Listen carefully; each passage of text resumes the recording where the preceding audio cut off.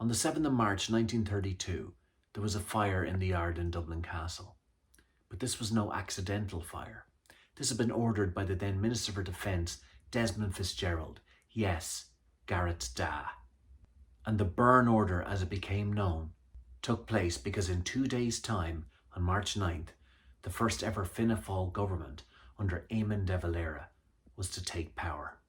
There would be a peaceful transition of power between the Civil War rival parties, but not before Fitzgerald ensured that any documents relating to intelligence reports during the Civil War, Secret Service vouchers, and anything to do with military courts and the infamous executions went up in flames. These documents were burned because Fitzgerald believed they contained information which may lead, if disclosed to unauthorized persons, to loss of life. But that wasn't all that went up in flames. One soldier who was there said that the group were sworn to secrecy. He couldn't hold it in though, and in 1937, down in Castletown Bear, as the British were handing back the treaty port on Bear Island, he confessed to a local journalist. As well as the documents alluded to by Fitzgerald, there was also a large file that burned that day, and that file was to do with Michael Collins, who almost 10 years before had been killed at Béal na Bláth. What was in this file? Was there an autopsy report? Was there a death cert? Was there confessions or details of what happened at Béal na Bláth that day? Because we don't have any of those things. And the burn order of 1932 is only the tip of the iceberg when it comes to one of the strangest events in Irish history, the inexplicable cover-up of the death of the Commander-in-Chief and leader of the soon-to-be Irish Free State.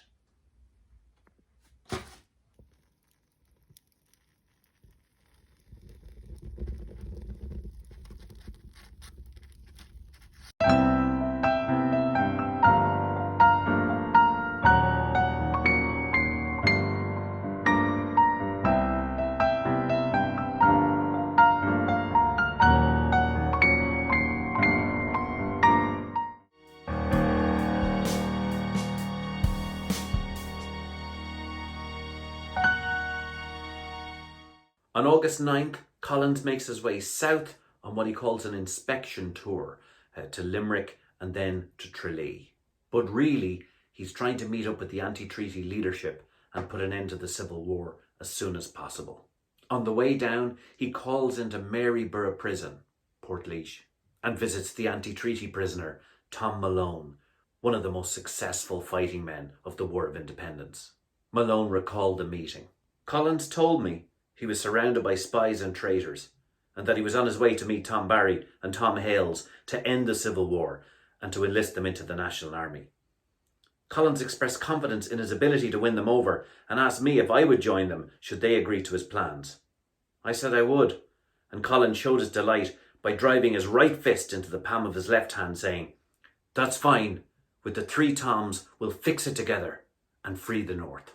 At this point, Collins addresses Captain Toomey, the governor of Maryborough Prison, and says, "Take good care of Tom Malone. We'll be needing him soon." It shows the positive frame of mind Collins was in. He was convinced he could end the Civil War 6 weeks after it had begun. Unfortunately, Collins' peace mission is cut short when on the 12th of August, Arthur Griffith dies. One of the titans of the new state was gone, and Collins had to make his way back to Dublin for the funeral on the 16th of August. The photos from the funeral are interesting in that Collins looks ill at ease with the company around him. He looks suspicious, perturbed, and if what he says is true to Tom Malone, that he's surrounded by spies and informers, he's had to go right back into their company. Another interesting feature of the funeral is seeing Kevin O'Higgins in uniform, the man who would later play a full part in the notorious executions of the Civil War, had moved from his cabinet position over to Portobello Barracks and was now wearing the uniform of a soldier. The last week of Collins' life is marked by numerous attempts to assassinate him. On the 17th of August, the day after Griffith's funeral, Collins dines with John and Hazel Lavery in the Kingston Hotel in Dunleary.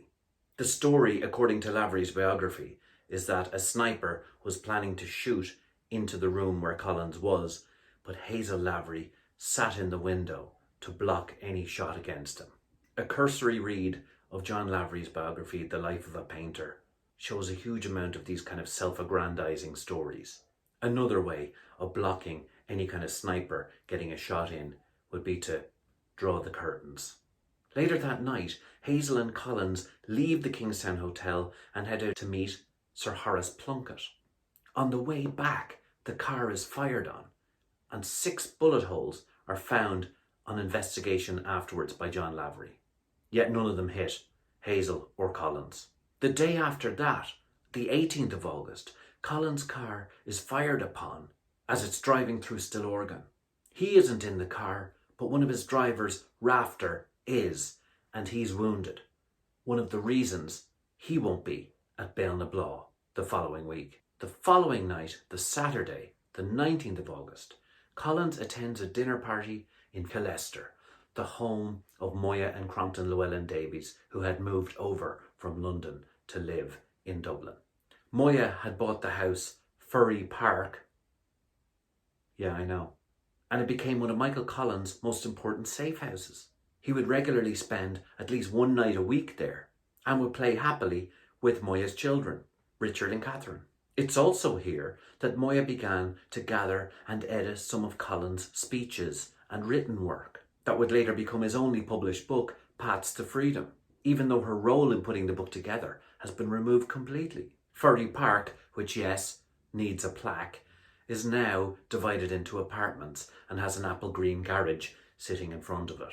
The usual respect historic architecture gets in Ireland. The gathering at the party is a stellar and bohemian one. There's John and Hazel Lavery, Moya and Crompton Llewellyn-Davies, the aforementioned Sir Horace Plunkett, Pierce Beasley, who will later be Collins' biographer, and Desmond Fitzgerald, the man who burns all the documents in 1932. Also there is George Bernard Shaw, who is meeting Collins for the first time. We know this because Shaw will write to Collins' sister Hannie after Collins' death to say he had met him Saturday last. Although we're told Collins isn't well at the time, he's described at the party as eating a big cream cake and discussing animatedly the Palestine situation with Moya Llewellyn-Davies. Palestine, of course, had been recently partitioned. Another brilliant British idea we're still living with today. Various bodyguards of Collins are there, like Joe O'Reilly and the young William McKenna. A story very similar to what happened in the Kingstown Hotel Dunleary comes out of this. A sniper called Dixon, an ex-Connacht Rangerman, is on the grounds of Furry Park and he's pointing his gun in at the assembled party. The again strange and self-aggrandizing story is that Hazel Lavery and Joe O'Reilly sit in the windowsill to make sure that a sniper won't get a shot in because Collins refuses to move from his position. Again, I say, you could draw the blinds. Whatever about the embellishments, Dixon is discovered on the grounds of Furry Park, brought down to Sloblands, which are now Fairview Park, and shot dead by Collins' bodyguards. I've always found this a very curious thing. Why not question him? Why not find out who he's been sent by? Dixon, an ex-member of the Connacht Rangers, doesn't exactly sound like your regular anti-treaty foe. Who else could he be working for? Here's one of the curious contradictions when it comes to Collins. We know he's at a dinner party on Saturday night, the 19th of August, where George Bernard Shaw is. But Joe O'Reilly tells us he goes to bed at 7:30 on Saturday evening before he heads down to Cork on Sunday the 20th. Which is it? Is he at a dinner party being careless about his own life, knowing there's a sniper on the grounds? Or is he tucked up early in bed by Joe O'Reilly with a cup of hot lemon because he has a terrible flu that's going around? George Bernard Shaw says he saw him on the Saturday night. Joe O'Reilly tells a funny story about Collins telling him to get out of it. They can't both be right. It may seem trivial, but these details are important. Saturday 19th of August is the last night Collins will ever spend in Dublin. It's important to know what he was up to. I don't see how George Bernard Shaw would have any reason to lie. And Joe O'Reilly is supposedly one of Collins' most trusted lieutenants, though curiously not at Béal na Bláth, except in the Michael Collins movie. Either way, these odd embellishments and self-aggrandizing stories try and back-project issues onto Collins, and his daredevil attitude and his general ill health are responsible for the bad decisions he makes at Béal na Bláth, leading to his own death, ascribing to him responsibility for what happened. At 5:15 a.m.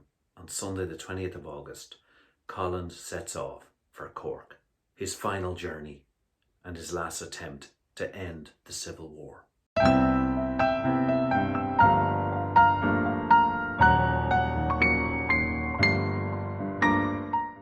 At Roscrea Barracks, Collins does inspect troops, and at Limerick Barracks, he meets Eoin O'Duffy, saying the Civil War will soon be over and he wants to avoid any rancour. They get to Cork City on the Sunday night and spend the night in the Imperial Hotel.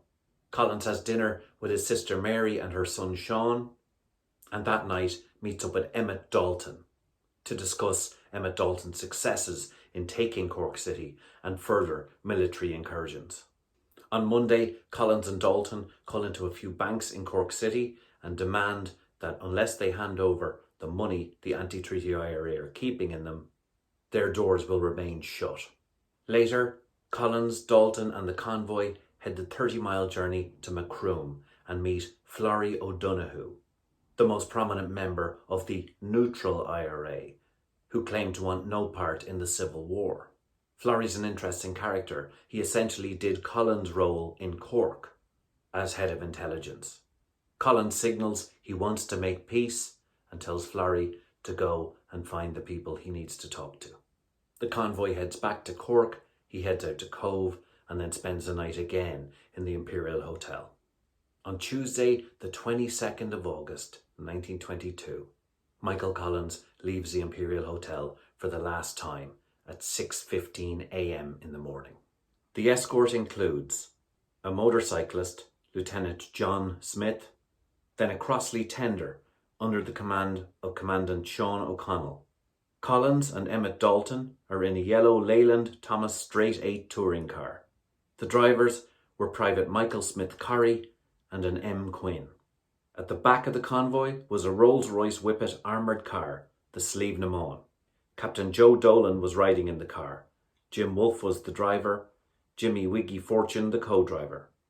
The Vickers machine gunner on the armoured car was John Jock McPeak.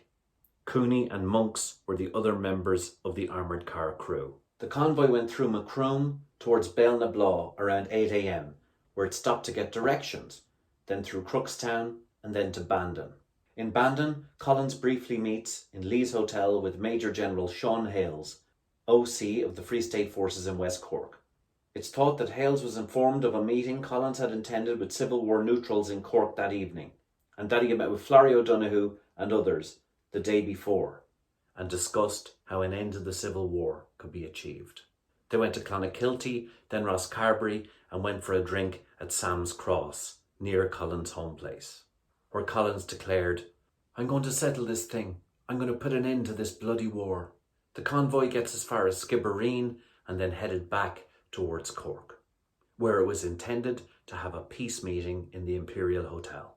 But there was another meeting scheduled around 4 p.m. in a Canon Tracy's house. In the area was De Valera, who was hoping to meet Collins. The anti-treaty leadership of Liam Lynch, Liam Deasy and Tom Hales had met in Ballyverney and decided they would ambush Collins' convoy. But we don't know whether they meant to kill him or to take him hostage. Obviously, Florry O'Donoghue, as the go-between, is letting them know about the peace moves Collins wants to make. On the 18th of August, Emmett Dalton had been given peace terms by citizens in Cork.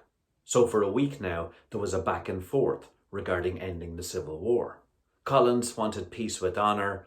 Lynch, on the other hand, has always been called a hardliner. But the anti-treaty forces were quite large in what was known as the Munster Republic. Despite the loss of Cork City, Kilmallock, Limerick, they still had huge numbers and plenty of arms.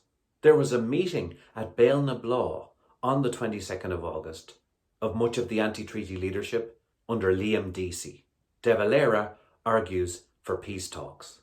Liam Lynch had said to Liam Deasy, "Don't give that guy any encouragement." I think the meeting in Canon Tracy's house in Crookstown at 4 p.m. was meant to be between De Valera and Collins. However, it was quite open-ended time-wise, as Collins would be late getting there. He was already 3.5 hours late by the time they get to Béal na Bláth, with Crookstown not far away. Again, we see the split in both sides. On the anti-treaty side, Lynch and Deasy want to keep the war going. Tom Hales, Sean Hale's brother, who has to organise the ambush, is reluctant to do so. And De Valera wants peace to get back into the political game. The split on the Free State side we already know. Collins wants to make peace, but to what end? Is it to form a combined national army of anti-treaty IRA and his national army and move on the north? If so, that goes against the wishes of his entire cabinet. One of the mysteries of Béal na Bláth is that Collins supposedly had a note guaranteeing safe passage through West Cork from a prominent member of the anti-treaty leadership. This note, of course, like everything else, goes missing. And if peace talks were being mooted and arranged, how then did the anti-treaty IRA under Tom Hales organise an ambush at Béal na Bláth? Were they being told the truth by whatever go-betweens Collins was using? And indeed, was he being told the truth by the same people? Either way, the ambush had been set up. The ambush party was going to consist of about 32 anti-treaty men. A mine was laid in the road and a cart pulled into the middle of the road to stop the convoy. However, on hearing that Collins was heading from Bandon back to Cork, the idea of the ambush is supposedly abandoned. Most of the anti-treaty ambush party are sent home or back to Long's pub in Béal na Bláth, and 5 men are left to disable the mine and remove the cart from the middle of the road, ostensibly so that farmers could drive their cattle up it the next day. As ever in Ireland, farming was the most important thing, above and beyond state formation, history or assassination attempts. According to the surviving members of the ambush party who met with Florrie O'Donoghue in 1964 to tell their side of the story, the remaining ambush party consisted of 5 men: Tom Hales, Dan Holland, Jim Hurley, Tom Kelleher and John O'Callaghan, with Paddy Walsh, Sonny Donovan, Bill Desmond, Dan Corcoran and Sonny O'Neill in or around the ambush site. At roughly 7:30 in the evening of the 22nd of August 1922, Michael Collins' convoy drives up the road to Béal na Bláth, whereupon Lieutenant Smith sees the cart and the mine and comes to a shuddering halt. So here's the ambush site at Béal na Bláth. There's Béal na Bláth, the village or crossroads up here, and the convoy approaches along this road like this. And as you can see, the ambush site is perfect. You've got these 3 lanes coming this way and 1 lane that's elevated above the main road, the perfect location to attack the convoy. This is a very long ambush site, longer than you think, about 1,300 feet. Most people think the ambush looked like it did in the Neil Jordan movie, where everybody parked conveniently below a hill for the sniper to shoot right down on them. That's not how it was, so I've done a scale version comparing the road at Béal na Bláth to Cork's main street, Patrick Street, which is similar, believe it or not, in length. The anti-treaty IRA had put a cart on the road here, blocking the road, and a mine part of the way down, which was meant to disable or blow up the Crossley tender or the armoured car or whatever. Take that cart and mine and translate it to Patrick Street. Here is the bridge. Collins died at the other end of Patrick Street. That's how long the ambush site was. Smith on the bike and the Crossley tender stop up at this point once Smith sees the mine. This is where it would be on Patrick Street, near Penny's. Collins, Dalton, Corrie and Quinn in the Leyland 8 stop here, and the armoured car stops here, much, much further away. About 500 feet between the Crossley tender and Collins' car. The anti-treaty IRA are located here along the lane. A warning shot is fired in the air to warn everybody else that the convoy has arrived and taken them by surprise. The next shot hits the handlebar of Smith's bike and he jumps off, as does everybody in the Crossley tender, and they start firing up at whoever's firing at them. At the same time, another bullet is meant to have hit the windscreen of Collins' car, hitting the clock in the car at the time of 7:32, so we know that's when the ambush took place in the evening. Once the windscreen is hit, Emmett Dalton says, "Drive like hell." Collins countermands this order and says, "No, stop and we'll fight them." They all jump out of the Leyland A car, lie along the grass verge and start firing up at the anti-treaty up here. Meanwhile, the armoured car, with Jock McPeak manning the gun, starts firing the Vickers machine gun up here, cutting the tops off the hedges. The Lewis gun on the Crossley tender is also firing ferociously up at the anti-treaty position. Remember, at this point, there's only about 5 anti-treaty guys up here, 13 down here on the Free State side shooting up, and about 9 people here, including Collins, shooting up. So there are 2 battles taking place, 2 skirmishes. I've read the battle goes on anywhere between 20 minutes and 45 minutes or an hour. I'd say it was roughly 20 minutes. In the meantime, more anti-treaty troops have arrived here over the fields from Béal na Bláth itself. Also, Kerrymen, IRA, and various people like Sonny O'Neill here are meant to have arrived up this lane. Meanwhile, Collins, Corrie, Quinn, Dalton, who've all been out here lying prone and shooting up against the anti-treaty men, run over behind the armoured car taking cover. Perfectly normal thing to do. The anti-treaty guys down here make their way down the lane and start shooting away in this skirmish. This is when Smith, the motorcyclist, and O'Connell, who's the head of the Crossley tender, make their way down to say, "We've moved the dray cart, it's clear to go, let's go," and they head down. The battle is almost over. The IRA are making their way up here, and then Collins does a very odd thing. He walks out about 50 yards, just walks out into the open road and starts firing up here, either in a prone, lying on his stomach, or a standing position. At this point, we're meant to believe that the Vickers machine gun in the armoured car jams. Jock McPeak is unable to fire except intermittently, and that's when the fatal shot gets Collins. That's when Collins is hit, presumably with a bullet from this angle, if we're to take it that he was hit behind the left ear and the bullet emerged on the right. That will be the angle. That's the blood trail on the road. So we presume that the angle is from over here. Or here, where the Kerry men claim to be. Smith and O'Connell make their way up. Where's the big fella? Dalton has heard the words, "Dalton, I'm hit," or "Emmett," and they head over and find the chief dying on the ground. O'Connell, Dalton and Smith drag Collins' body back the 160 feet to the armoured car and throw it onto it. All the while, Dalton claims a fusillade of fire is whipping the ground up below them and attacking them. Smith, at this point, while dragging Collins over, gets hit in the neck. So he's already been hit in the hand and the neck. The attackers are gone down the lanes, retreating, and the convoy makes its way back to Cork over the next 6 hours. That's the Battle of Béal na Bláth. It seems simple and straightforward, but is it? Now, there'll be a bunch of experts and Béal na Bláth aficionados who are going to disagree completely with the map as I put it there. Some will say, oh no, Lieutenant Smith's bike was actually past the disabled mine between the motorbike and the Crossley tender.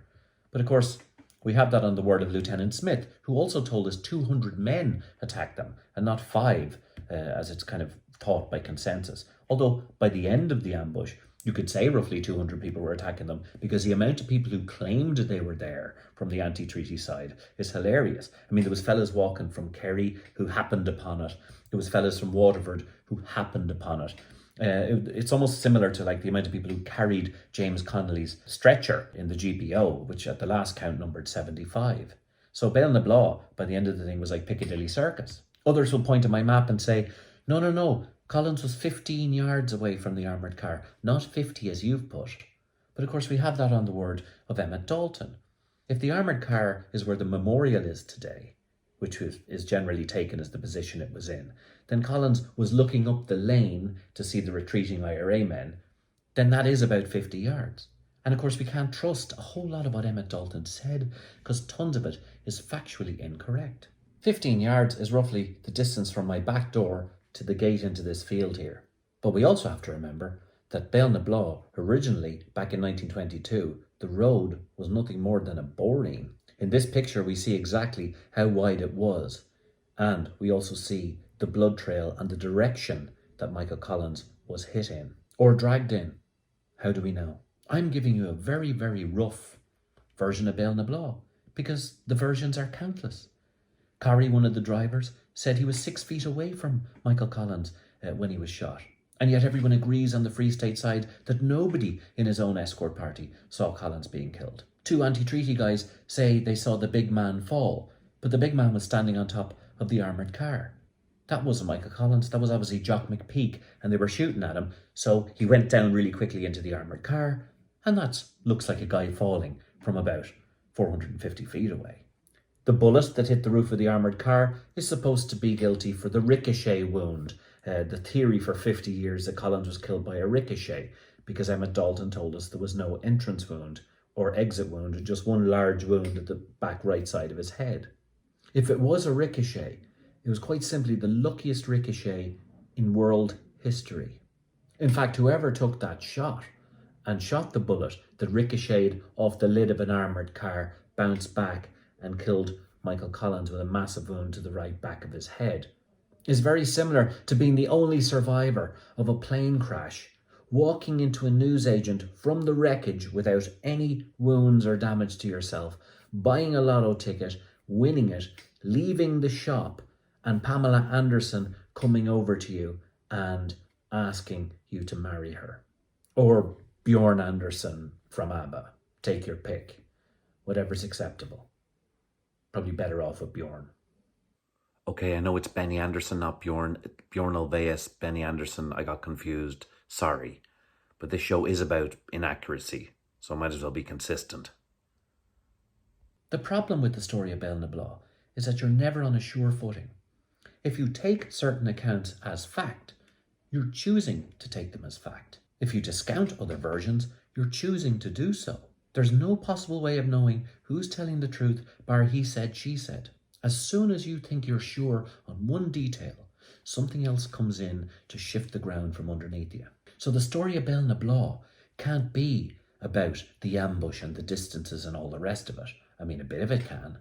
The story really has to be about the versions that have been pushed on us since then, and especially the insane cover-up of what went on. We can turn around and say Michael Collins' massive head wound at the back is inexplicable, or try and do all sorts of forensic analysis in our minds as to what bullet might have hit him. But as easily, someone could just have got a rock after he was shot and just smashed it off his head to make it look like that. I'm not being facetious here, but a host of books have been written about this, all sure of certain details over others. I'm saying you can't be sure.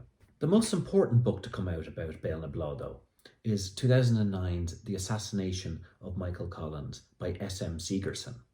Like me, she's an Irish American, and that gives her a slightly outsider's perspective, which allows her to see a little bit more clearly through the fog. Typically forensically American, she does 2 things in particular worthy of making her work indispensable. Firstly, she takes every eyewitness account on the anti-treaty and the Free State side and cross-references them to see where they contradict each other. This painstaking work allows you to see where the porkies pop up, but also who are the more reliable witnesses, like William McKenna. In doing this, she shows us the myriad versions of Béal na Bláth that have come from the escort party side. Someday when I have time, I'm going to visually represent all of this cross-reference research, but I have to trace out the Book of Kells first. She does something else that's vitally important as well. She narrows down the mystery of Béal na Bláth to one acute observation. She writes, 25 professional soldiers travelled out as escort to the Commander-in-Chief. Following an encounter with a force of 5 men with vastly inferior arms, they brought the Commander-in-Chief back dead. There were no other fatalities or serious injuries on either side. You couldn't put it better. While everyone is blahing about forensics and bullets and wounds and everything else, Segerson has narrowed it down to one basic fact. How do you lose the important man you're meant to be protecting? He's not just important, he's the leader of a brand new country, And for some very odd reason, he's dead and you aren't. Whatever story they concocted, they could have at least had the decency to shoot a couple of other guys dead just to make it look like a believable story. I have to go back to what I laid out in my Wolf Tone show, the 3 rules of Irish history. These 3 rules can go some way to explaining all the confusion around any Irish historical event. Rule 1. I knew a fella who knew a fella. Many of the witness statements are second and third hand regarding what went on. He was a lovely fella. Never speak ill of the dead. You're not allowed to speak ill of the dead if they're the right sort. Sonny O'Neill now, for some reason, is not considered the right sort. But anyway, you're not allowed to speak ill of the dead. Will you not leave it alone? And finally, snatching victory, heroic failure. What I call loser's history. Someone has to have ownership of the killing of Michael Collins. Let's lay it on the line. If someone's very open about being the person who pulled the trigger, then they're looking for a bit of glory, and they're quite possibly lying. If someone's doing everything in their power to cover it up, then you can be guaranteed they've something to do with it. Either way, my head's about to explode, your head's about to explode, and the only way I'm able to really put all of this over to you is in a song. Just give me some truth.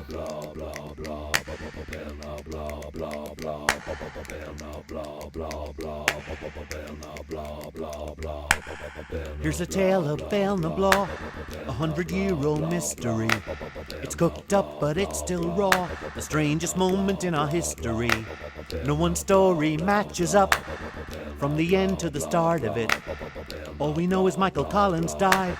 Got to get to the heart of it. The paper said 200 men, but it was more like 7. It was Sonny O'Neill, Jim Carney swears, but no one remembers Jim Carney being there. Sonny was gone, says Tom Foley. I've read every book, it's still a mystery. Emmett Dalton got so many details wrong, I can't even fit them all in this song about Béal na Bláth, Bláth, Bláth, Béal na Bláth, Bláth, Bláth. They say that Collins stood and fought for the first time in his life. He was far from the armored car, lost to us and his future wife. They say that he had a lot to drink. They say he wasn't feeling right. They say a lot to stop you thinking, why only one death in a firefight? Some say it was a ricochet, but that's like winning the lottery. Others say it was a dum-dum round, but no bullet has ever been found. Smith says he got shot in the neck and the hand, yet everyone else came out of it grand. 30 go into the valley of death, but only one takes his final breath. It's all Béal na Bláth, Bláth, Bláth, Béal na Bláth, Bláth, Bláth, Béal na Bláth, Bláth, Bláth, Béal na Bláth, Bláth. Just give me some truth. Don't tell me no lies, 'cause he was a good man, Michael, and it's no way for a good man to die. When you see what you want to see, make the facts fit perfectly. Anyone who disagrees, accuse him of conspiracy. Others tell you let it lie, let the poor man rest in peace. Do you think that Michael Collins would let it lie, or try to solve his own mystery? Whatever happened to Béal na Bláth?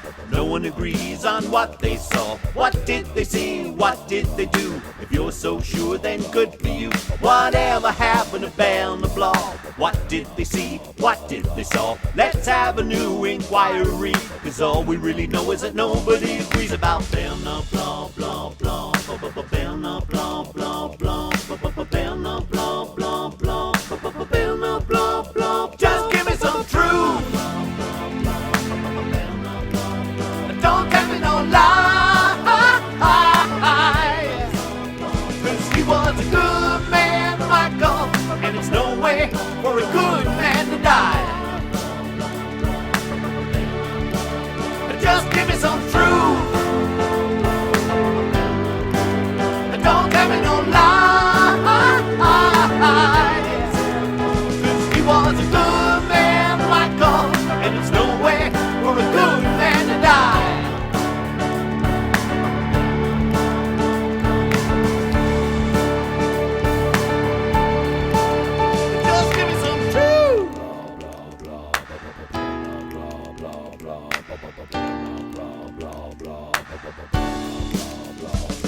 No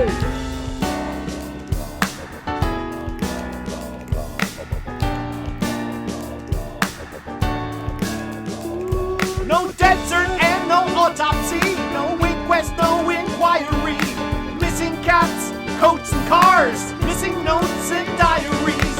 Missing rifles, missing guns, lucky shots and setting suns. Burn the evidence away, blame it on a ricochet.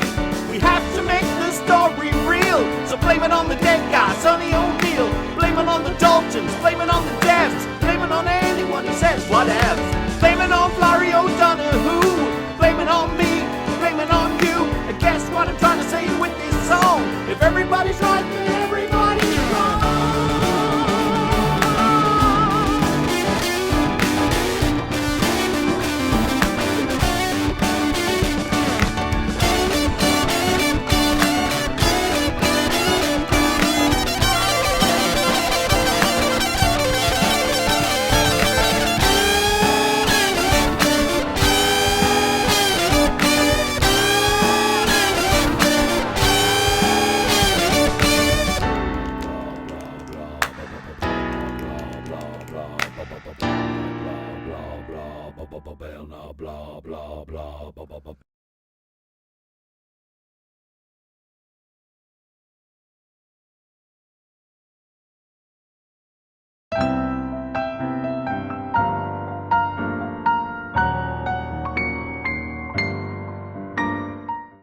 What happens directly after the ambush is bizarre, to say the least. Almost every scrap of evidence goes missing. Collins, who it was claimed was lying prone on the ground, is still gripping his rifle, the rifle he was shooting the rebels with. That rifle has never shown up. Can you imagine how much the last weapon Michael Collins ever held in his hand would be worth? As recently as 2009, one of Michael Collins' handguns went for €72,000. It was supposedly recovered from the Leyland 8 car. Don't get me started on the saga of the cap. To date, there are 6 different caps vying to be Michael Collins. Emmett Dalton believed the one in the museum was his, yet it has a tear in the side put in deliberately to denote a bullet wound. Somebody helpfully located where on Collins' head this bullet might have hit, and according to all reports, he wasn't hit in the top right-hand side of his head. So someone's messing around with the evidence. Supposedly some anti-treaty fellas buried a cap on a pig farm, then dug it up again, worried that it was going to get eaten by the pigs. And then Tom Hales ripped the insignia off it and put it on top of his fireplace and it melted.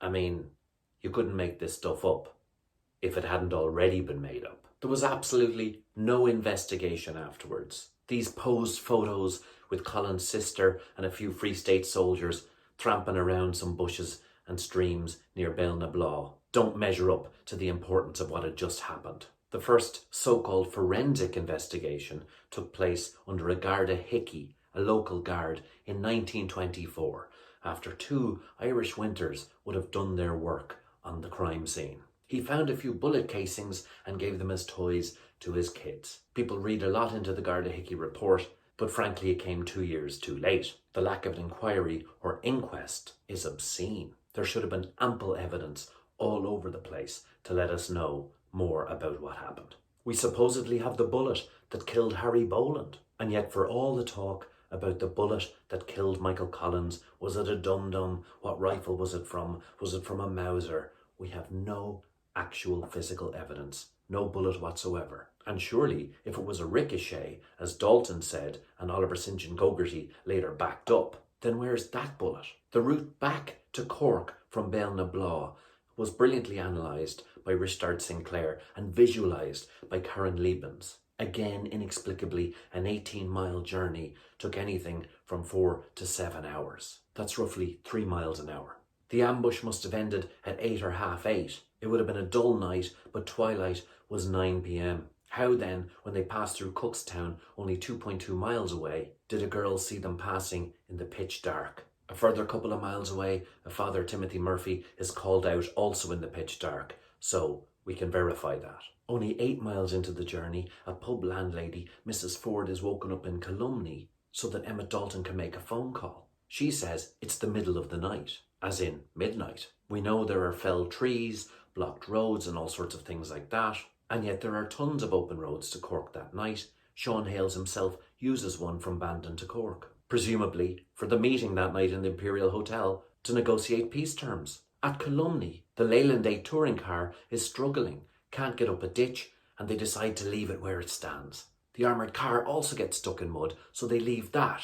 So we have the tragicomic scenario of 2 guards being left behind to guard the vehicles, while 20 people, including the dead body of Michael Collins, are brought back on one vehicle, the Crossley Tender. I've always wondered about the Leyland 8, the bright yellow, open-top touring car that Collins decided to use for the trip to Cork. In one sense, I get it.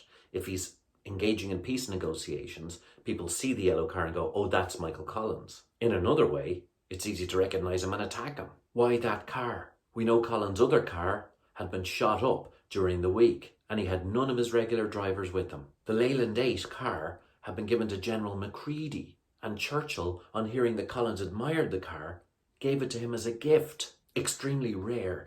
It's been beautifully recreated by Tim Crowley down in the Michael Collins Centre. But what happened to the original car? Surely for the gathering of evidence in any investigation, it would be essential to have the Leyland touring car. But then it wouldn't be the insane story of the death of Michael Collins. After the shooting, the car was shipped back to the Leyland factory in England, where it arrived complete with bullet holes and bloodstains.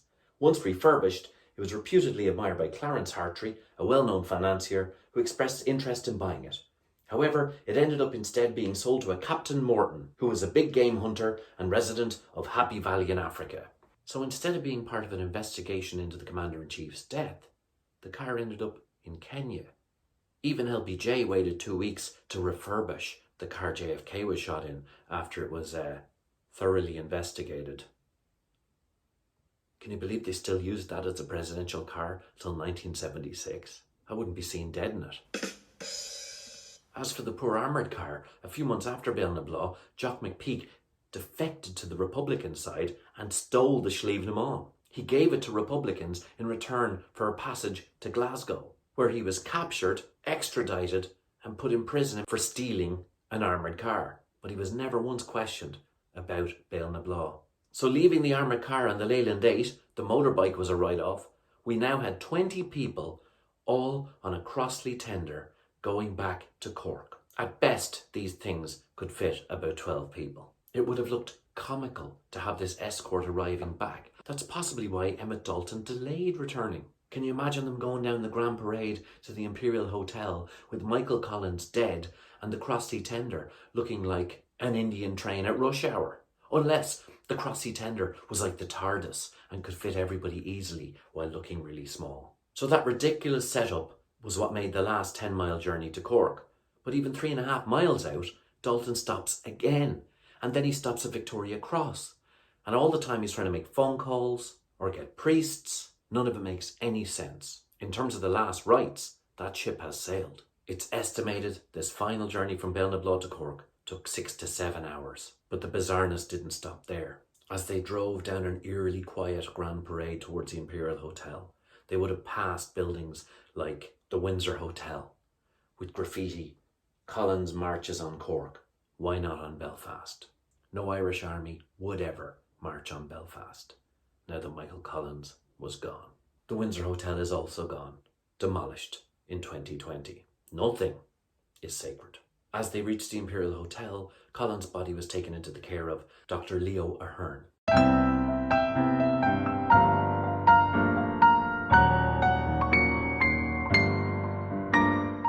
Much has been made about Collins' body being brought to a British military hospital, Shannakeil, when the Mercy Hospital was much closer, as was the Bon Secours. Bizarrely, Emmett Dalton also insisted on separate occasions that Collins was brought to the Mercy Hospital and the Bon Secours.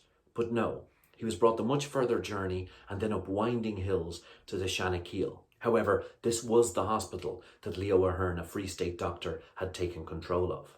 Shannakeil, now a Pieta house, needs a plaque in case someone builds an apple green in front of it. In Shannakeil, Collins' wound was dressed. What happened next was also very strange. Dalton had made calls but all communications were cut off from the hospital. A photographer was brought in and 2 iconic images were taken. Again, I know I use the superlative all the time, but these are 2 of the strangest photographs in Irish history. Collins is laid out, his wound dressed. In his hands, he's holding a crucifix. And this photo was later manipulated for the press to include a head and shoulders, which are obviously drawn on to the soldier. Everything in this photograph seems beautifully poised and arranged, except for one thing. Can you spot it? Oh yeah, I just want to leave my my jacket there, just in the middle of the show, just for the crack, you know. Why would any self-respecting photographer taking a shot with candle and crucifix and guards standing to attention leave a jacket slobbed over a chair?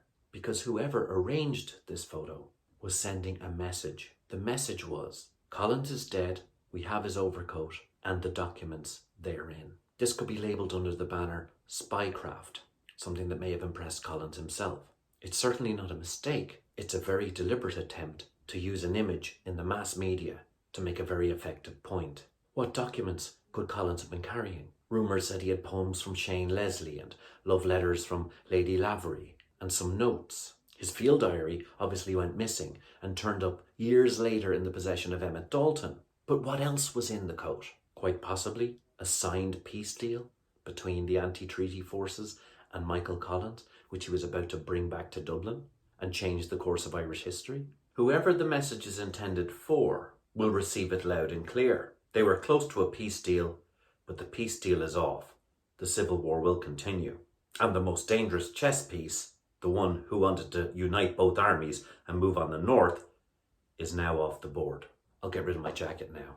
The photos tell us something else, the side one in particular. One of the great disputes about Collins' death is the location and nature of his wounds. We already know Dalton had pushed the one wound ricochet idea. Others claim they saw a wound in the forehead, on the hairline, but I think this photo from Shanakeel inadvertently shows us where the entrance wound is. If we look closely at the photo and highlight certain areas, the really important detail is if you look behind his left ear.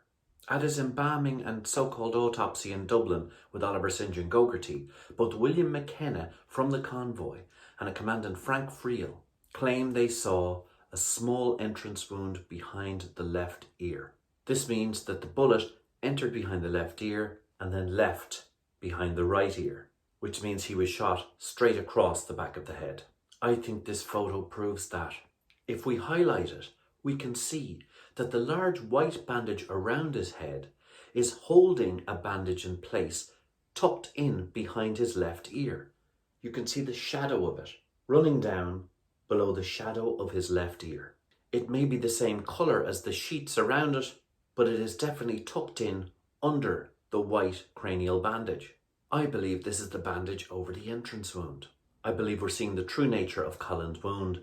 It also explains why we don't see a forehead wound in the Lavery painting or in the Albert Power sculpture. And as Collins lay in state, thousands of people would have walked past his coffin. It would have been very difficult to hide the forehead wound.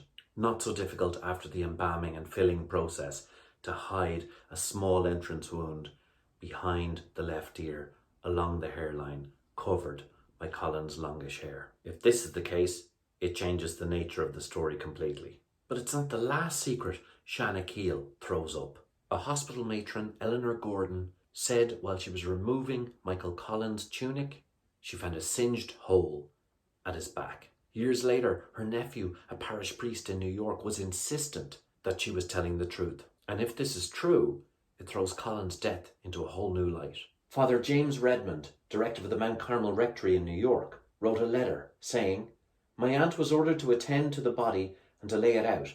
Often she narrated this to me as I spent several years in the hospital during the summer months of my vacation. She took off the rags, as she described them, from his head. As she proceeded with the taking off of his tunic, she did see on the back of his tunic a singed hole that looked like a bullet hole. My aunt was a military nurse in the war of 1914 to 1918, so she was very familiar with such. Often she repeated this to me and held that this singed hole was a bullet hole. A number of others also attested to this singe mark on Collins' tunic, including his right-hand man, Joe O'Reilly. So we can now speculate that not only was Collins shot behind the left ear, with the bullet emerging out the right, but he was also shot in the back. Collins' body spent the night in Shannakeil and then was brought by boat to Dublin. There, we are told, in St. Vincent's Hospital on Stephen's Green, Oliver St. John Gogarty, a friend of Collins, performed an autopsy. The autopsy was attended by, among others, Desmond Fitzgerald, his sister Hanny, and her friend Moyle Llewellyn Davies. The wound on the right-hand side was said to be catastrophic, huge. Joe O'Reilly said you could put your fist into it. For years, this has led to the idea of it being a dum-dum bullet, a bullet that expands on entry. But all of this is pure speculation because we don't have the bullet.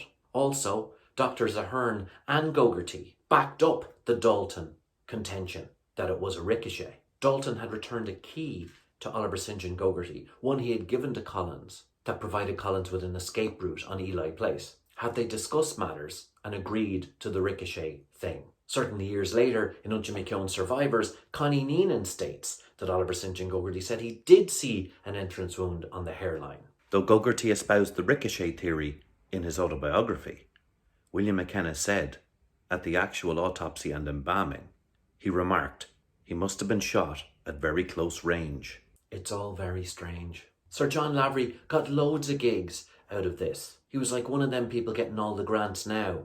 He got to paint Collins lying in state. Albert Power, the sculptor, took Collins' death mask.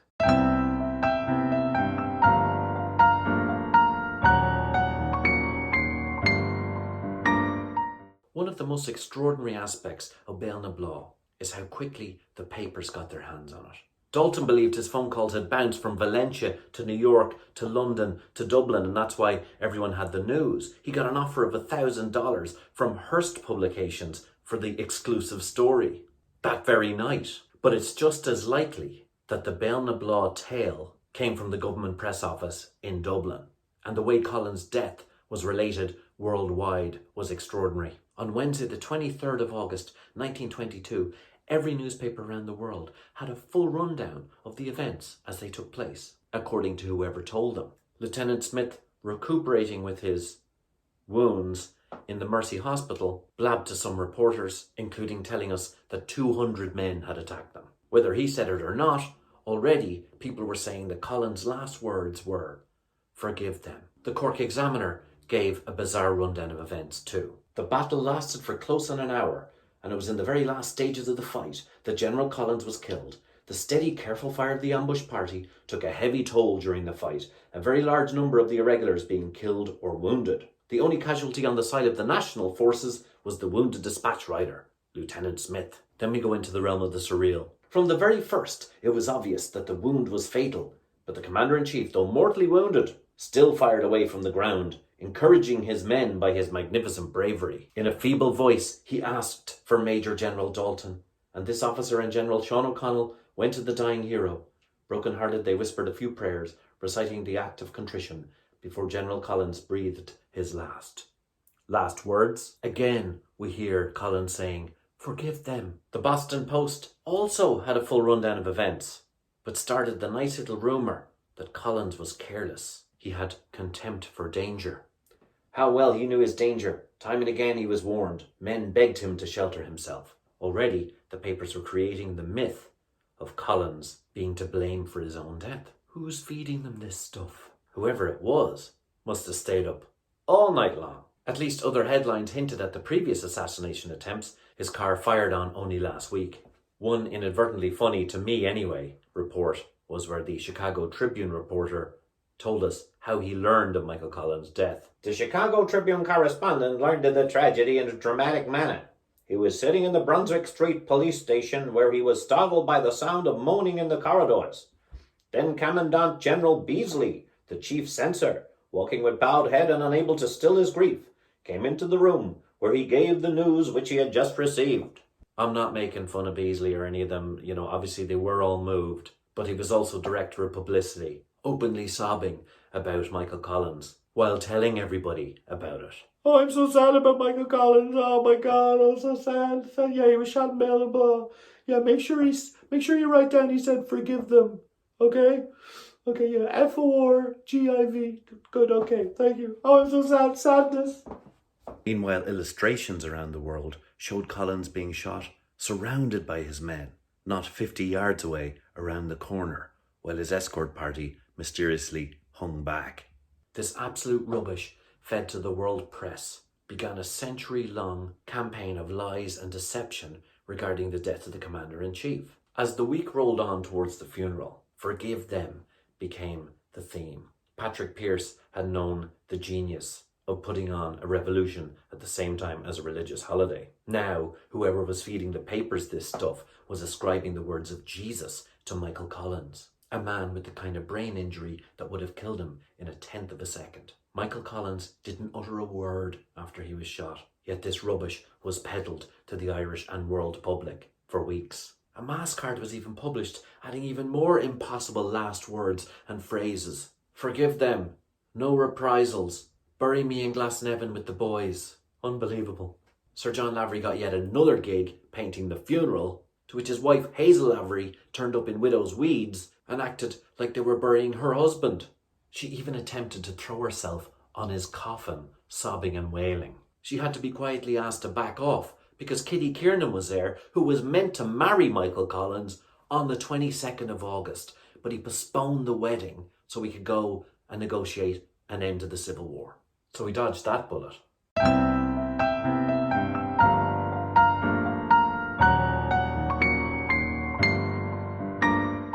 The funeral was a massive occasion, but also intimate and sad. These pictures of Michael Collins' brother at his coffin attest to this. 500,000 people showed up on the streets of Dublin. Collins' coffin was brought through the streets and on to Glasnevin, where it was buried with full military honours. So Collins was gone. The Dáil met on September the 5th. Collins' death had been a propaganda coup. The deaths of Collins and Henry Wilson and Arthur Griffith were laid at De Valera's door. As new draconian policies took shape, one man was still deeply unhappy with the strange circumstances around Collins' death. This was Brigadier Sean Hales, the man Collins had met in Bandon on the day of his death. He was fully part of Collins' peace plans, and his brother Tom had put the ambush together. He couldn't understand why there wasn't an inquest or an inquiry. He paced the ground in Béal na Bláth, was even given a hat purported to be Collins and brought it up to Dublin. Everywhere he went, he found the doors slamming in his face. But he was like a dog with a bone, and he was determined to get to the bottom of the strange circumstances. One thing was to confound his efforts, though. On September 26th, 1922, a very strange notice appeared in the Cork Examiner. Signed by Major General Emmett Dalton, it proclaimed, whereas, in consequence of acts of terrorism towards the civil population, and more particularly towards jurors, it is not possible to hold inquests. Now I, the undersigned, being the competent military authority of the county of Cork, hereby order that no inquest shall be held in said county unless written authority for the holding of same shall be given by me. If you wanted to hold an inquest into Michael Collins' death, you would have to ask Emmett Dalton's permission. Many books poo-pooed the mysteriousness of the lack of an inquest into Collins' death. They parrot Ernest Blythe's line that you didn't hold inquests into soldiers who died in battle.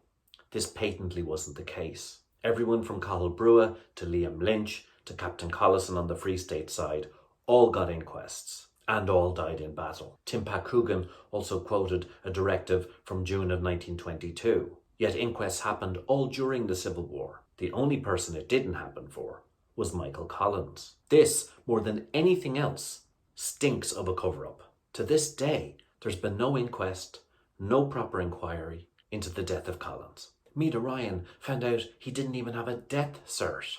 Emmett Dalton got married in Cork in October of 1922, and in November finally wrote down his version of what happened at Béal na Bláth. This in turn wasn't released to the public until August 1923. It's an interesting document, but sadly flawed and strangely poetic. There's an air of unreality about it, but it's not his fault. He probably didn't even write it. Why, of all people, was Emmett Dalton so against having an inquiry or an inquest? Is it because from 1922 to 1978, every time he was interviewed, he gave wrong or misleading answers to every question he was asked?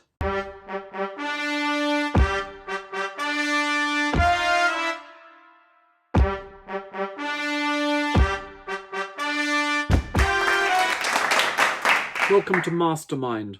Emmett Dalton, your specialist subject is the death of Michael Collins at Béal na Bláth. Why did Michael Collins go to Cork? He wanted to meet Sean Hales, his brother, and some of his relatives. Are you saying there was no peace negotiations going on? No, not that I know of. But from the 18th of August, you were involved in communicating terms between both sides. Oh, was I? Did Collins meet any anti-treaty or neutral IRA in Cork? I don't know. We only discussed things of a purely military nature. Is talking to the anti-treaty or neutral IRA not of a military nature? Pass. Had the two visits to Macroom any significance whatsoever? None whatsoever. Oh, you're sure of that? Pass. Was Michael Collins trying to make contact with the anti-treaty headquarters? Not as far as I know. I know nothing, basically. Emmett Dalton, you say at Béal na Bláth there was a heavy fusillade of machine gun fire on the road. Yes, it struck the windscreen of the Leyland 8. But the anti-treaty side didn't have machine guns at Béal na Bláth, and there was only 5 attackers. Maybe they just shot in quick succession and it sounded like a machine gun. You say the windscreen was shattered in the Leyland 8, yet neither of the drivers, Corrie or Quinn, were hit. Yes, we were all very, very lucky, except Michael Collins. 5 people say they saw an entrance wound on Michael Collins' head, as well as the large exit wound. It was a ricochet, or a dum-dum. Why do you keep saying ricochet? I just like saying ricochet. You can tell us if there was an entrance wound, you know. You don't have to tell us there wasn't one. Kind of gets everyone off the hook. After the touring car was hit, you said, drive like hell to the drivers. Michael Collins said, no, stop and we'll fight them. Yes, that's what I said. Why would you drive like hell into an ambush? Well, in a sense, we could be driving away from an ambush. You know, you say potato, I say potato. Po-to-toe is how I say it. Surely correct practice, if there's obstacles in the road, is to stop, get out and take cover. Well, that's what we did do. Collins was out of sight when he died, yet you say he was only 15 yards away. 15, 50, in the middle, north of the armoured car. Whatever works. While you were carrying Collins to the armoured car, you say Smith got a clean wound through the neck. Yes, he'd injured his hand, but he was also helping us to carry Collins with his injured hand. Then he got injured through the neck, but it was a clean wound. You know, avoiding the jugular vein, the carotid artery, and the windpipe larynx, and anything else of importance in the neck. Emmett Dalton, the cap in the museum appears to be too small to be Michael Collins' cap. Yeah, it's probably my cap. So why is there a tear in it? Were you shot in the head? A dog ate my homework? Pass. You left the army in November of 1922, Emmett Dalton. Why? I was disgusted at the execution policies of the Dublin government at the time. Yet in September of 1922, you called for a policy of execution to be brought in for those possessing arms. Why? I was disgusted at the lack of an execution policy from the Dublin government at the time. It has been said that Collins and the other officers at the ambush were drunk. This is false. But you later told an RTE cameraman we were arseholes. Yes, I did say we were arseholes. You meant arsehole drunk? No, we were just arseholes. Why the 4 to 6 hour delay getting back to Cork from Béal na Bláth, an 18-mile journey? Roadblocks, mud, farmyards. I had to stop to get Collins the last rites about 3 times. We had to call into about 6 priests. I did a 5k run for charity, and I called Dublin, New York and London before we got back. Emmett Dalton, I propose you could have walked it faster. Pass. Emmett Dalton, which hospital in Cork was Michael Collins brought to? We took him to the Mercy Hospital, and the nuns took care of him there. No, Lieutenant Smith was brought to the Mercy. Try again. We took him to the Bon Secours, and the nuns took her from there. No, not the Bon Secours. It rhymes with Pana, Shanak, Oh yes, Shanakeel. We took him up to Shanakeel Hospital, that's where. Yeah, third time lucky. The second last question, Emmett Dalton, and still with no points on the scoreboard. Who selected the escort? Someone in Dublin. Correct. But I don't remember that someone in Dublin when the Liffey had stank like hell, and the young people walking on Grafton Street, and everyone looking so well. Do you know Leeson Street lady? Pass. A final question. You state that when Michael Collins was shot, he shouted out, Emmett, I've started, so I'll finish. Emmett, I'm hit. I'll finish it for you. He was dead in 1/10 of a second. There's no way he said anything. Emmett Dalton, you have received 1 point. I think you have been talking out of your Khyber. Pass.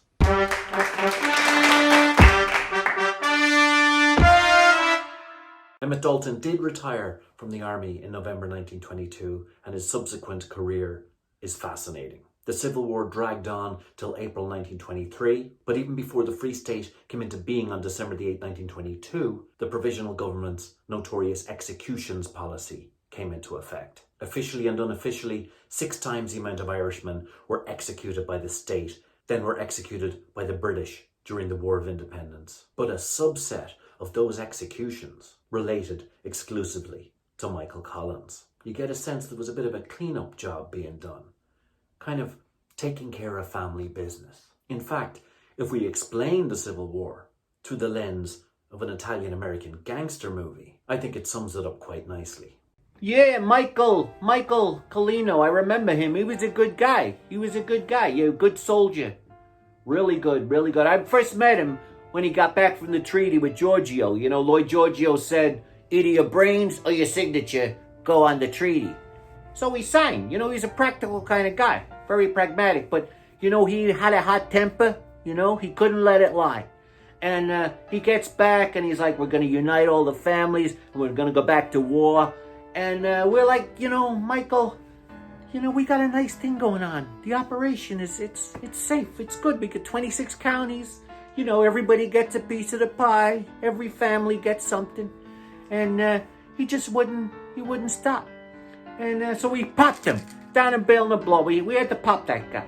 And we made up a whole bunch of bullshit about dum-dum bullets and snipers and that. But you know what happened. We just popped him. Pop. You know, like in Goodfellas when Paulie walks in and goes, ah, shit. But he's gone.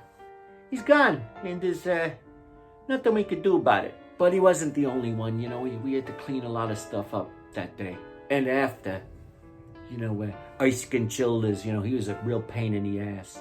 He knew everything. You know, he was Dev's second in command. He was at the treaty. He didn't trust any of those rats and snitches that Collino had around him, especially the broads. You know, he didn't trust any of them. And we had to take him out. So we found a little gun on him that Collins had given him as a present. And we said it was a clear and present danger to the family. So we popped him. But we had to pop 4 young guys beforehand because you couldn't take Childers out first because he was a made guy. And, but we got him. Then there was this other guy, Sean Hales, a royal pain in the ass. He kept, like, asking for an inquiry and coming up to Dublin and saying, you know, we need an inquest. We need an inquiry. Michael Collins this, Michael Collins that. Ooh, I found his hat. So we said, Sean, you know, we got no room here, but you go down and stay in the Ormond Hotel, and we'll meet you in the morning, and we'll straighten this whole thing out. And he came out of the hotel the next morning, and we popped him. And so there were no more guys looking for inquests or inquiries. And then we made up some bullshit story that a bunch of rats in the Cork Mountains, whose communications have been cut off, managed to arrange the assassination of a TD in Dublin. The Hales family didn't like that it was all based on the word of a British soldier, but you know, what are you gonna do? So we had to pretend we were all upset about Sean Hales, so we took out 4 of their guys and executed them.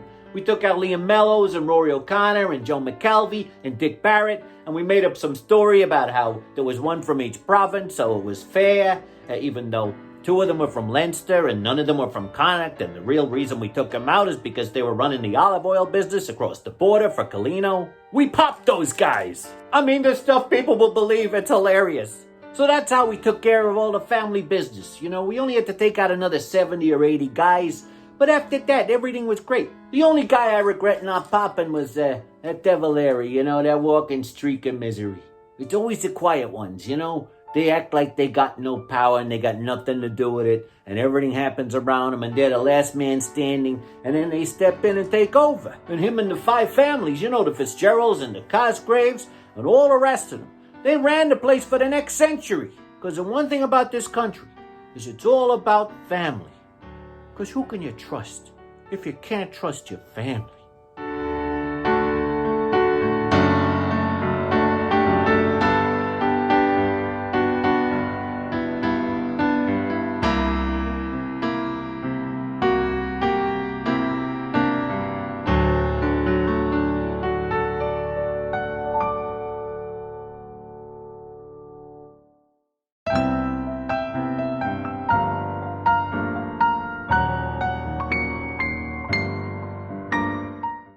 The interpretation we get of Béal na Bláth can only be described as coming down to us through a battle of the books and TV documentaries. You can generally divide the books and TV documentaries into 2 camps. One camp believes Collins was killed by a member of the ambush party, the anti-treaty side, and generally names Sonny O'Neill as being the man who pulled the trigger. The other side believes that Collins was killed by a member of his own escort party, with the number 1 suspect being Emmett Dalton. It doesn't break down on pro and anti-treaty lines either.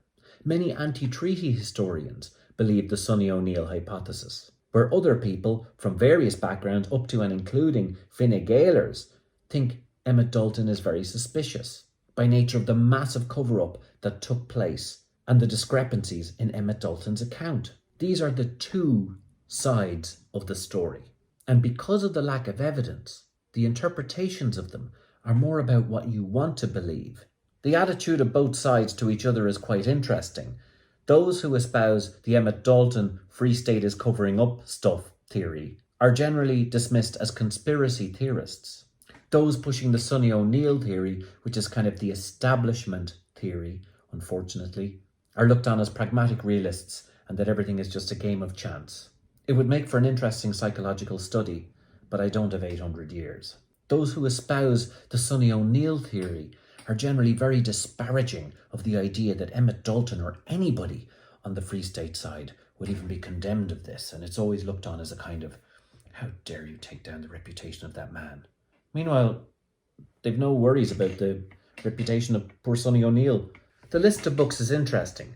Pierce Beasley's Michael Collins and the Making of a New Ireland came out in 1926. He went with the ricochet theory, one that was espoused for about 50 years, dealt with Collins' early life up till 1916 in 17 out of 600 pages, but also said it could have been just a random shot at the end of the ambush from the anti-treaty side. Rex Taylor, Owen Neeson, Colton Younger and Marjorie Forrester, they see that there's a mystery in Béal na Bláth, but they don't want to go into it too deeply. In 1978, a documentary, Emmett Dalton Remembers, comes out, where the man himself recalled his fascinating life to RTE broadcaster Cathal O'Shannon, a man who dismissed the idea of Emmett Dalton ever being besmirched. In 1981, John M. Feehan brings out The Shooting of Michael Collins, Murder or Accident, and this blows the whole thing wide open. It's the first book to question all the details that Dalton gave in 1922. It very much suspects the Free State of complicity in the death of Collins. In 1989, the day Michael Collins was shot by Meada Ryan comes out, which refutes this and effectively says, on the testimony of many anti-treaty ambushers, that it was Sonny O'Neill who did the deed in the end. Meada Ryan has the battle taking place 300 yards south of where it's agreed it took place, all on the words of a guy called Jim Carney, who many people agree wasn't even there. And yet much of the detail in that book is what was used by Colm Connolly in his 1990 documentary, The Shadow of Béal na Bláth, where he named who he thought killed Michael Collins. Sonny O'Neill. Patrick Tuig's book comes out around the same time, which is a fascinating work of literature and has an amazing passage about the 7 people who claim they might have shot Collins according to different accounts. Who shot Michael Collins? Pete Carney thought he did. Sean O'Galvin said he did. Sonny O'Neill was reported to have said he did. Mike Donoghue said he saw the man who did. Jimmy Orman fired directly at him and saw him fall. Bobbs Doherty heard or fired a shot and saw him fall. Joe Murphy thought he might have. No, I've never heard of any of them either, bar Sonny O'Neill. Tim Pat Coogan's opus comes out in 1991. He relates the Sonny O'Neill stuff, but he's kind of in the middle. He gives you the evidence that Tom Foley says that Sonny O'Neill wasn't even there. Books like On the Arm of Time by Michael O'Quinnagon and Harry Boland, A Man Divided come down again on the side of suspecting the Free State. The most recent book, Gerard Murphy's The Great Cover-Up, The Truth About the Death of Michael Collins, claims that it was Florrie O'Donoghue and the anti-treaty side who planned very much to assassinate Michael Collins, even though Florrie was the neutral contact for Collins in Cork at the time. He also theorises that some of the anti-treaty side actually died and their deaths were hidden.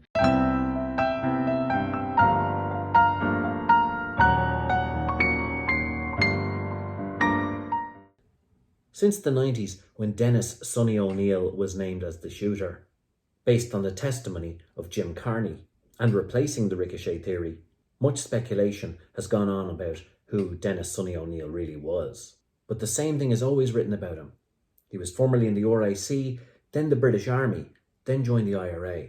And one skill set is always ascribed to him, no matter what. Irish Central describes him as a marksman for the British Army in World War I. The Irish Times said that O'Neill was a trained marksman. The Independent says he was an expert marksman. And the Collins Society goes even further, saying sound logic and careful research points the blame clearly at the doorstep of Dennis Sonny O'Neill, the trained ex-British Army marksman and sniper. Geez, we get it, he was a marksman. But was he a marksman? We know in his early 20s, in 1910, Sonny O'Neill joins the RIC as a cavalryman, and 5 years later joins the South Irish Horse Regiment. So we know he's good with horses. In 1917, the South Irish Horse are dismounted and sent to fight in France. So Sonny gets to experience firsthand the horror of World War I. The brilliant Dennis Lenihan analysed Béal na Bláth up and down, and his work is essential. He says that in 1918, Sonny was wounded and made a prisoner of war.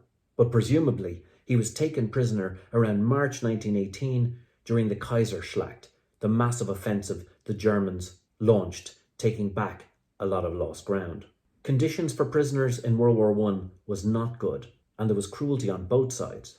Often prisoners had to do hard labour, and this may have been physically debilitating on Sonny O'Neill. He's presumably freed in August 1918 when the British Army retake all the ground they lost.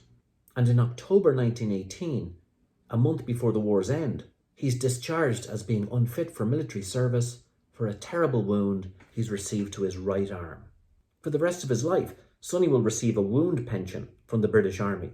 It's presumed Sonny joins the IRA straight away when he gets home, but in fact, he reapplied to join the RIC, but was rejected on medical grounds, which means the wound had to be pretty serious. He does join the IRA in West Cork in December 1918, and his army experience is put to good use.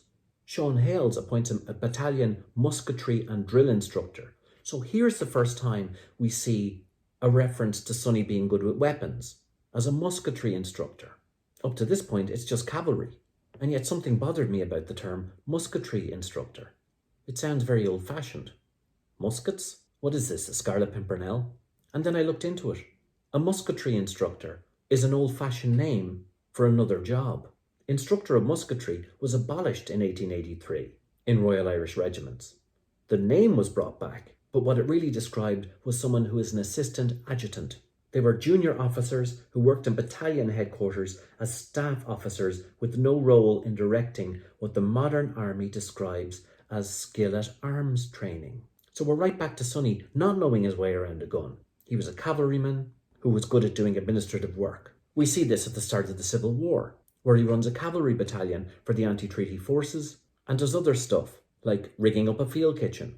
We know in the War of Independence he was working for Michael Collins, doing pure intelligence work, hanging out with old RIC and British Army colleagues to try and get a line on the Igo gang. He's supported in this years later by Joe Dolan, one of Colin's squad members who was in the armoured car at Béal na Bláth, and who in the 1930s has no problem backing up Sonny's claim for an IRA pension.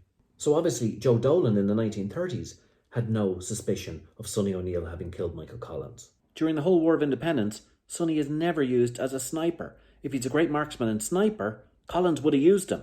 I can guarantee you. A few years ago, something incredible happened. A wealth of files pertaining to Sonny O'Neill's pension applications and intelligence reports on him were released in the military service pensions collection. Some people say this reinforced the idea that Sonny was the shooter, but I'm not so sure. One of the strangest things about the files on Sonny O'Neill is the intelligence files on him. These were exactly the kind of files that Desmond Fitzgerald ordered to be burned in 1932. Why did Sonny survive? Well, at this point, Sonny was a serial pension applicant. In the late 20s, he's trying to get a pension for his service in the IRA. The level of bureaucracy and the amount of back and forth is life-draining. Sonny fought harder for these pensions than he did in any war. During one application, his intelligence reports are forwarded by the guards to the Department of Defence. These were never sent back to the guards and filed away in a different system. That's why they survived. And because of them, you can see exactly why Desmond Fitzgerald wanted to burn everything. The amount of spying Irish people are doing on each other in the 1920s.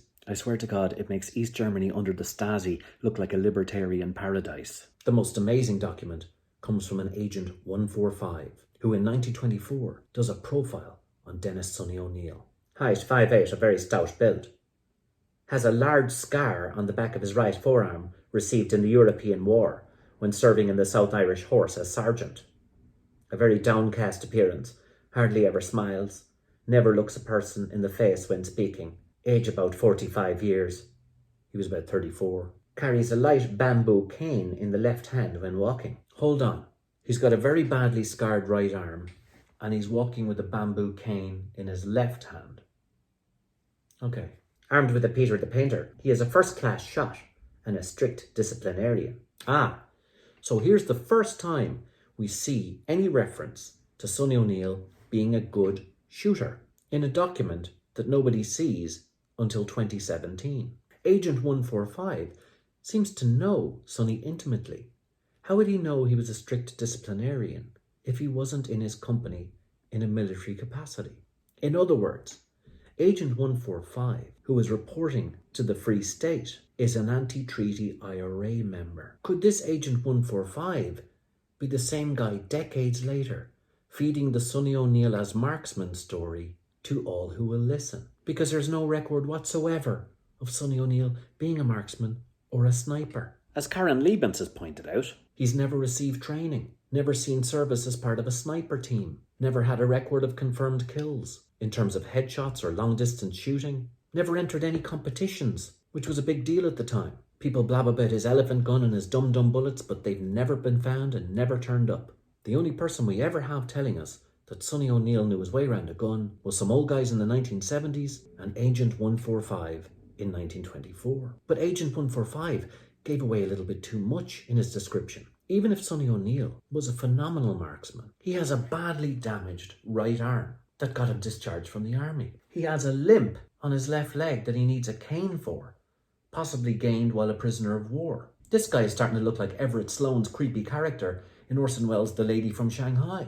All he needs is an eye patch and he could be in a Monty Python sketch. You know, walking over with the limp and the bad arm and the eye patch, and some guy says, who are you? And he goes, I'm the sharpshooter. Give me a break. We're meant to believe that on a dull night in 1922, and with inferior equipment, Sonny O'Neill could get a perfect headshot at 450 feet away from Michael Collins. Even Lee Harvey Oswald's final shot on Kennedy was 265 feet away on a bright, clear day from a height, and he only hit him properly on his third go. Sonny the Untrained, as I shall now call him, was meant to get off a shot the length of the Grand Parade in Cork City that hit Collins perfectly behind the left ear and emerged on the right. Something's not right. In 1937, Sonny yet again applies for his IRA pension because Fianna Fáil are now in power. In his application, he mentions the battles he was at: Ballineen, Enniskeen, Bantry and Béal na Bláth. He describes Béal na Bláth. I had the horses there We accidentally ran into the Bláth thing, Tom Hales and myself. We heard about the party going through in the morning when they took a wrong turning and went into Newcastown. We went down to look at the position in Bláth. We took up a position there and held it until late in the evening. Many people think this is the smoking gun. He was there. Well, yeah, everybody said he was there. The ambushers meeting in 1964 named him as one of the people who was there. But was he there when Collins was killed? Some people say he wasn't. And even his description is strange. We accidentally ran into the Bláth thing, Tom Hales and myself. Tom Hales planned the ambush, unless Sonny is revealing a different truth to the one we were told all along. But we'll never know. One of the reasons why Sonny was such a convenient scapegoat for the death of Collins was that he died in 1950. His family complained to RTE after the Colin Connolly documentary named him, and their complaint was upheld, but it has stuck to him ever since. All I know is, if Sonny O'Neill really did make that shot in the state he was in, it's like he won the Euromillions twice in 1 week and married Benny, Bjorn and Pamela Anderson at the same time. Incidentally, Lieutenant Smith applied for a wound pension for his hand and his neck. He didn't get it. Many people have tried to calculate where you could put Sonny and the angles and the directions and where he had to be positioned for it to hit Collins' head, and Collins might have had to turn his head left and all that for it to hit the same way. But we can also simplify it right down. Is it possible Collins was just simply shot at close range, left to right, just like the famous shooting we saw on camera in Vietnam? Only if we exhumed Collins' remains could we find that out. Maybe we should.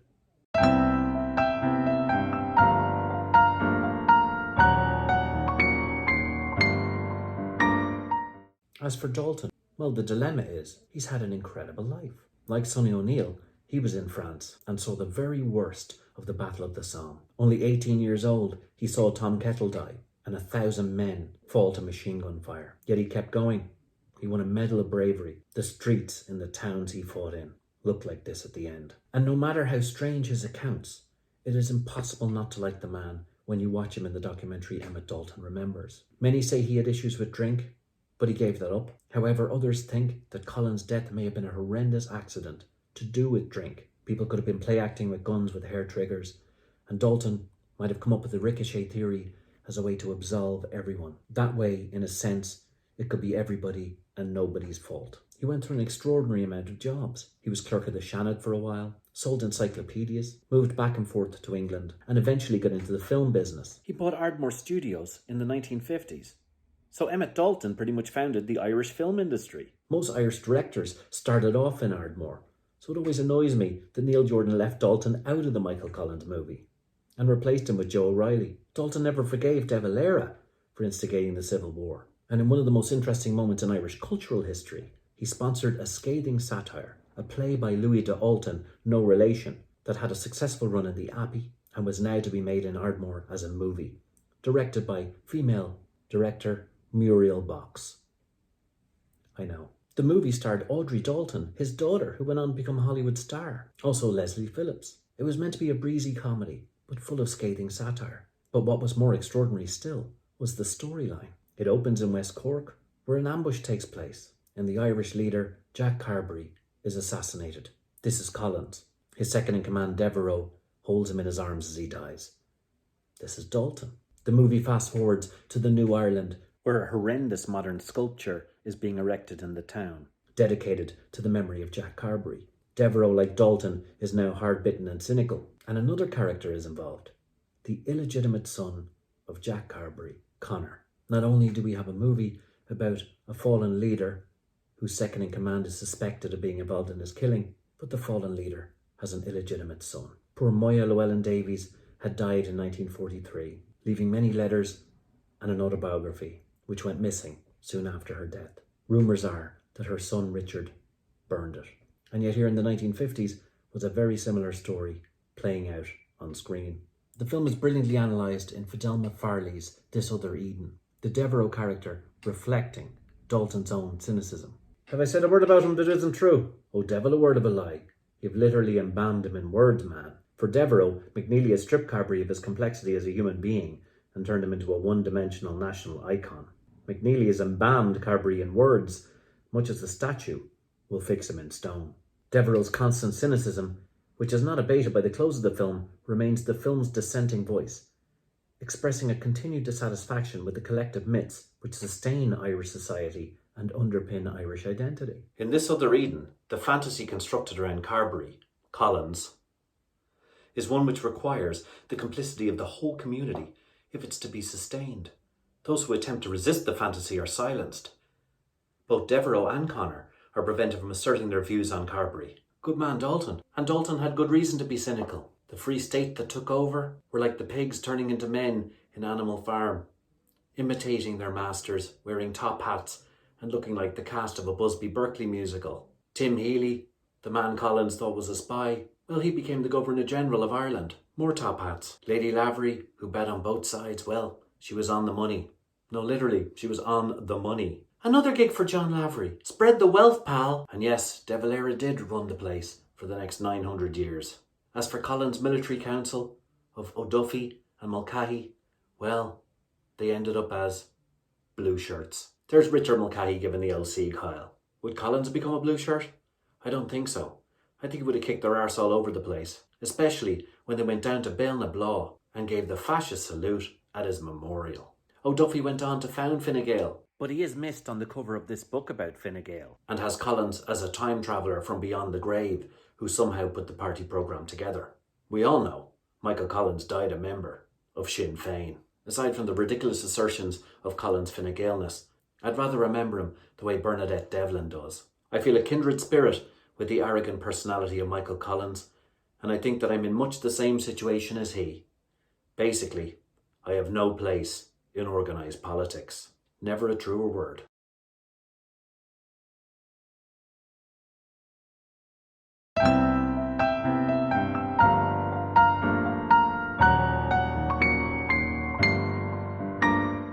So who killed Michael Collins? We can never know that until two things happen. But let me paint a scenario, one of many possible ones. For the whole week before he dies, teams have been put in place to try and assassinate Collins. They fail at every turn. So a new tactic is employed. Get him into a scenario where he can be taken out effectively. Someone on the Free State side in Portobello and Dublin organises the escort. Someone in West Cork, an anti-treaty agent, possibly Agent 145, is feeding misinformation to both sides, both Collins and the anti-treaty side. Collins thinks he's going to peace meetings, but Agent 145 is telling the anti-treaty side, war, war, war. The ambush is set up because the anti-treaty side think that's what they're supposed to do. Meanwhile, the team within Collins' escort, whose job it is to kill him, know full well where the ambush is going to take place. When the firing starts, Collins knows something's up. The noise of the machine guns is hiding whatever's going on. No ambushers see what happens because of those machine guns. Collins may be disarmed. He might make a break for it. That's why he's so far down the road away from the armoured car. He's not a fool. He's not devil-may-care. He's not drunk. He's running. That run is possibly put to a stop when he's shot in the back. And then the shooter or team of shooters come over and finish him off with a close-range shot to the left side of the head, coming out on the right, possibly while he's lying on the ground. If so, the bullet may go through his head, bounce off the ground while he's lying on it, and create that vast wound. The Vickers machine gun doesn't jam. There's no lucky shot. There's no sniper on the other side. There's no snipers in Ireland. The story's either worked out beforehand or concocted on the way back. I'm not saying who I think it is, because it could very well not be Dalton. It might be Corrie, who claimed to be 6 foot away from Collins. It could be Quinn, who we know barely anything about, and who dies aged 20 in 1923. A bit more family business being taken care of, perhaps. This is all speculation, and all that anybody does in relation to Michael Collins' death will be speculation until the two things happen. So who actually organised the death of Collins? As with all conspiracies, when you brush away all the flights of fancy and bizarro theories that alienate the majority of people, it all comes down to a security failure. Why was that route picked for JFK, where the car had to slow down? How did an assassin get past guards into Abraham Lincoln's box in Ford's Theatre? How did Michael Collins become the only fatality of a half-cocked ambush? Well, it's all down to why. As Donald Sutherland's character says in the film JFK, why was Collins killed? Who benefited? Who had the power to cover it up? Well, we know the cover-up was on the Free State side, with Desmond Fitzgerald once openly saying to a civil servant, "Oh yeah, Dalton shot him." The anti-treaty side didn't benefit, though they handed up their own sacrificial lamb, Sonny O'Neill. But in the end, Collins' death was the thing that truly destroyed the Republican dream. Is it because neither side wanted to face up to the truth? That both of them had become pawns in a much larger game. The anti-treaty side had to make it a small little local thing about brother against brother, because the idea that they were being manipulated by a far bigger shark was untenable. The Free State had enabled the biggest security failure in the history of the state, and the state wasn't even founded yet, because they were infiltrated and riven with spies working for this much bigger shark. Because deep down in your soul, you've always known who killed Michael Collins. You can think around the edges and pore over endless detail and the half-mad ravings of old men that are no different to your own half-mad ravings once you look into it too deeply. We all know in the end who's responsible, because it's always the same. In the end, it has to be The Brits! It's the Brits. It's always the Brits. No offence to the British people, as usual, always have to put that caveat in. It's the Brits, the British establishment. It's obvious. Spies planted carefully all along the way that even Collins couldn't get around, out in the open, whether directly or indirectly. It was the Brits. And it took a British historian to analyse it correctly. Little Hart said, without Collins' death, the Anglo-Irish Treaty would never have survived. Partition was sealed to this day, and the British Empire had taken out the man recently voted as their second greatest foe, after George Washington. Hi guys, thank you so much for supporting me all the way through this. 4 documentaries in 4 months. If I had known beforehand what it would have entailed, I still would have done it. Please support my work, spread the word. Both Michael Collins films and both Wolf Tone films are for sale on my website, paddycullivan.com, forever. Once broadcasting corporations realise they have an Orson Welles with better sound dubbing, and I get the kind of budgets I need to make these properly, I really appreciate your continued support. Patreon, PayPal, any way you can, and please subscribe to my YouTube channel. Once the big guys start paying for this, hopefully, I can give it to the world for free. Unless they do we really like it, Paddy, but, we prefer if the songs were sung by Michael Portillo, in which case I will remain independent. I'll be taking a break now to promote the 2 shows and re-emerge from the fog of war. But please let me know what you think of the shows. I'm sure I've made mistakes, but I've tried to be as accurate as possible. And to all who've helped me, thank you from the bottom of my heart. Many have said, why dig this all up? Can't we, in the centenary of his death, celebrate his life, his achievements? Many of Collins' family descendants think this is what we should do. It's claimed they knew within a year of Collins' death that it was Sonny O'Neill. Again, that could have come from he said, she said. And they kept awfully quiet about it for decades. But with good reason. These people were neighbours, friends. After the Civil War, they continued to be neighbours and friends. The reticence in this country to talk about things like that is both a blessing and a curse. As Sigerson wrote, Collins' surviving family must be admired for their determination to extinguish old vendettas in favour of the kind of national unity that was always Collins' own top priority. And we should always talk about the brilliant things about Collins and the plans he had for Ireland. And let's not forget the humour of the man. At a cabinet meeting, he once woke up a sleeping W.T. Cosgrave to tell him to go back to sleep for all the use he was to the meeting. Wouldn't you love him round today? And as an artist, what he wrote about art chimes with me completely. Our music and our art and literature must be in the lives of the people themselves, not as in England, the luxury of the few. The commercialising of these things, art, literature, music, the drama, as is done in other countries, must be discouraged. Everybody being able to contribute, we would have a skilled audience, criticising and appreciating, and not only, as in England, paying for seats to hear famous performers, but for real appreciative enjoyment and education. Even he, a very famous man, knew that it's the audience that matters, but a skilled audience, mind, like you.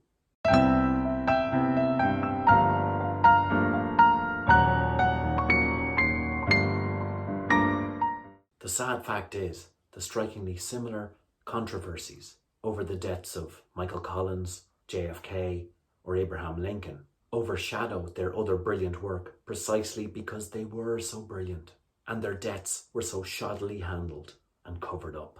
We need to do two things. The very best thing we could do for Michael Collins in 2022 is to have a sensitively done but absolutely comprehensive examination of his remains so that we have all the answers in that regard. We also need a full independent inquest into his death. We owe it not just to him, but to the various people who've been accused of his murder down through the decades. The Collins family are correct. His death shouldn't overshadow his life, especially in the centenary. But it has done and it will do until it is dealt with properly. As I ask in my song, what would Michael Collins do? I think he was the kind of person that wouldn't rest until he had all the answers. So in tribute to him and his detail-oriented, questing spirit, neither should we rest until we know exactly what happened to him. We owe him that much.